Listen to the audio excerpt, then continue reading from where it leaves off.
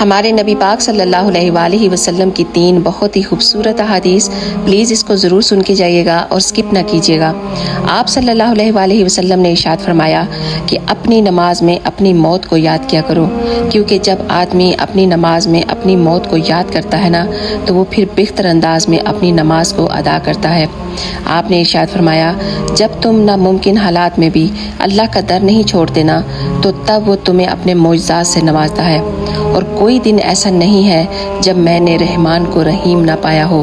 کسی نے پوچھا یا رسول اللہ اسلام کا سب سے بہترین عمل کون سا ہے؟ تو آپ نے ارشاد فرمایا کھانا کھلانا اور مسلمان کو سلام کرنا، ہاں تم اس کو جانتے ہو یا پھر نہیں۔ سبحان اللہ۔ آپ نے ارشاد فرمایا جو کوئی میری حدیث کو سنے اور اسے ویسے ہی آگے پہنچا دے تو اس پر قیامت کے دن میری شفاعت واجب ہو جائے گی۔ جزاک اللہ خیر۔